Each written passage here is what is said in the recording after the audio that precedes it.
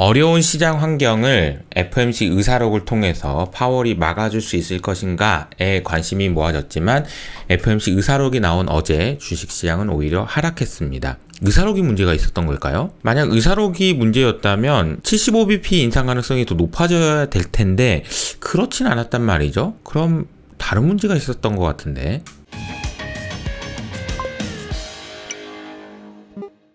어제 주식시장은 하락했습니다. 다우가 0.5, 나스닥은 좀 비교적 큰 폭인 1.2%, S&P 0.7% 하락했습니다. 우리 시장 전반적으로 보면은 엔비디아를 비롯한 반도체 섹터들이 최근 약세를 계속 보이고 있고요.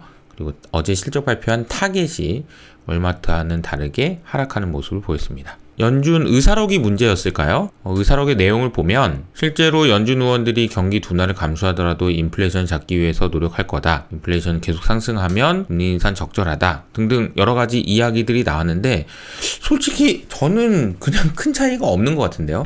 그리고 기사에 보면은 의사록 때문에 빠진 것 같다라고 얘기를 하는데 만약 의사록이 문제였다면 9월달 FOMC 회의에서 75bp를 인상할 가능성이 높아졌어야 될 텐데 어제 41%에서 35, 오히려 낮아졌거든요.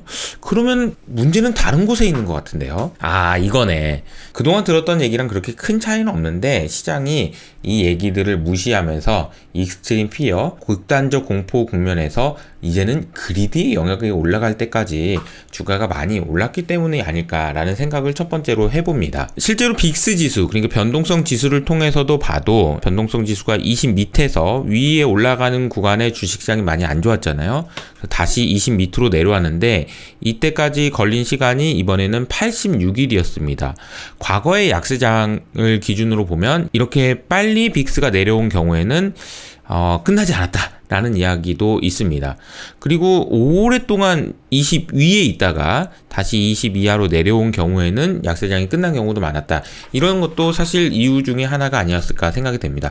이렇게 한 번의 주가 하락으로 이렇게 끝나버린다고 보기에는 약간 무리가 있다라는 거죠. 그리고 사실 어제 나온 뉴스 중에서는 영국의 7월 소비자 물가가 나왔는데요. 처음 봤습니다. 10%대 물가 상승률이 나왔네요. 7월 소비자 물가가 지난달 예상치 모두 상회한 10.1% 나오면서 가계 생활 위기가 가중된다라는 이야기가 나왔는데요. 그림으로 보시면 자 올라가고 있습니다. 근데 문제는 뭐냐면 10월달 인플레이션은 13%가 예상된다는 거예요. 그러다 보니까 영국의 2년물 금리는 전 고점을 상회한 2.5%까지 올라간 상황입니다. 미국은 그나마 지금 나은 상황이지만 영국은 지금 상황이 어렵다라는 거죠. 그래서 실제로 보면은 인플레이션에 대한 서프라이즈 지수라고 해서 실제치보다 인플레이션이 높게 나오면 위로, 낮게 나오면 아래로라고 볼 수 있는데 일단 유로 지역만 해도 많이 내려왔습니다. 그리고 빨간색이 미국인데 내려왔죠. 하지만 영국은 그렇지 않다라는 걸 알 수 있습니다. 에이, 미국은 괜찮아 라고 생각할 수 있고 실제로 저도 미국이 훨씬 더 나은 상황이라고는 보지만 미국 혼자만 좋다고 해가지고 전 세계적으로 일어나고 있는 인플레이션의 영향이 미치지 않을 거라고 보는 것도 너무 낙관적인 생각일 수 있겠다는 거죠. 결과적으로는 FOMC 의사록도 중요하지만 어제 나왔던 다양한 지수 그리고 그동안 우리가 연준 의원들의 경고를 무시하면서 달려왔던 것에 대한 되돌림이 아니었나 이렇게 정리를 하고 넘어가겠습니다. 타겟 실적이 나왔는데요. 예상치를 모두 하회하는 모습을 보이면서 그런데 생각보다 그렇게 많이 빠지진 않았습니다. 2.7% 하락한 수준입니다. 아이폰 14 드디어 공개될 것 같습니다. 다음 달이네요. 그러면서 최근에 애플 주가가 얼마 안 남았습니다. 고점 대비 대단하다. 소학개미 화이팅 이런 얘기들이 지금 나오고 있는데요. 사실 애플에 대한 이야기를 하려면은 M2 칩 얘기도 해야 되고 iOS 서비스 등등 수많은 얘기들이 있지만 주식을 얘기할 때는 이 그림을 반드시 이해하셔야 됩니다. 이 그림은 뭐냐면요. 애플의 주식 숫자인데요. 주식을 지난 10년 동안에 대략 우리나라 돈으로 따지면 600조 원에 달하는 자사주 매입 및 소각이 있었습니다. 그러면서 애플의 주식은 계속 줄어들었어요. 애플의 자사주 매입은 이렇게 늘어났고요. 이러다 보니까 애플의 ROE가 굉장히 올라가게 되고 애플의 PBR이 올라가게 되고 애플의 주가도 올라가게 되는 그러니까 애플의 주식을 가진 사람이 굉장히 해피해지는 상황이 된다라는 것을 보실 수가 있습니다. 아주 좋은 자본 정책이다. 지금까지는, 나중에 어떻게 될지 모르겠지만 그렇게 해석할 수 있고요.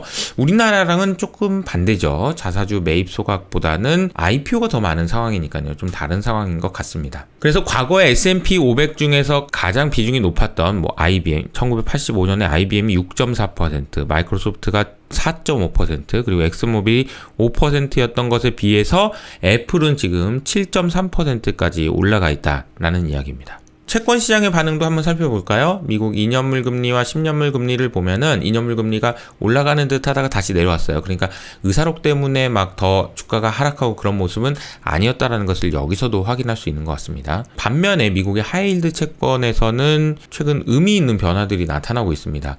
7월 이후로 빠르게 스프레드가 축소되면서 4% 근처까지 내려온 상황입니다. 채권 시장으로도 최근 한두 달 사이에서는 자금이 그래도 그나마 유입이 되는 모습도 보이고 있습니다.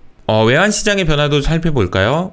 유로화가 어느새 1.01까지 내려왔습니다. 많이 내려왔네요. 1.0 갔다고 해가지고 막 호들갑 떨었던 게 얼마 전인 것 같은데 다시 또 내려온 상황입니다. 최근에 진행됐던 달러 약세도 이제 좀 멈춤하는 것 같고요. 소폭이지만 강세를 보였습니다. 환율 시장에서는 변동성과 거래량이 크게 증가했다라는 소식인데요. 왜냐면은 중앙은행의 긴축 정책의 차이, 그리고 이제 지정학적 위험 등등 때문에 FX의 변동성이 증가하니까 거래량이 늘어났다.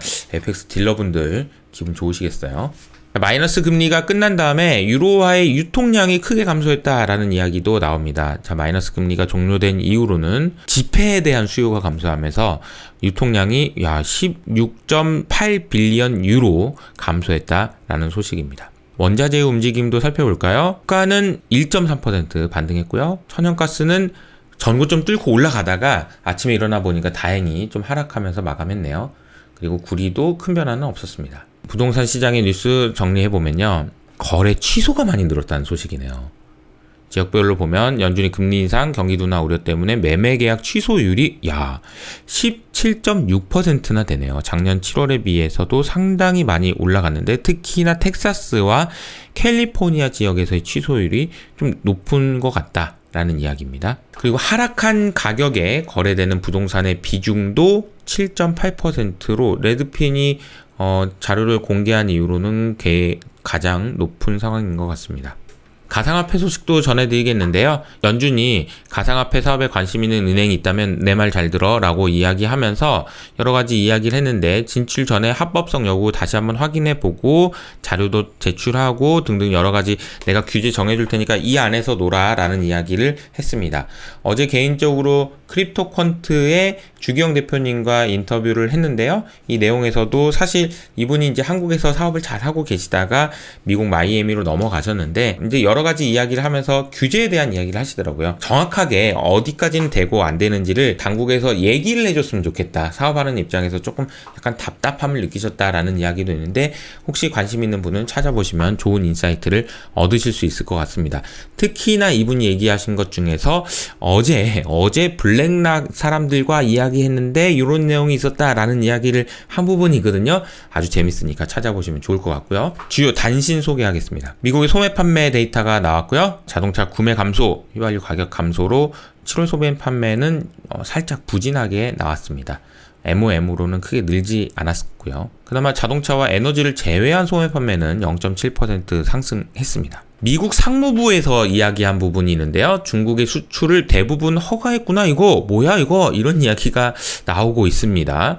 무슨 내용인지 봤더니 미국이 중국의 첨단 기술을 경계하면서 기술 관련 수출을 대부분 막겠다라는 식으로 했는데 뭐야 허가는 다 해줬네. 그래서 실제로 허가를 받아야 되는 품목에 대해서 94%가 수출 다 끝났다고.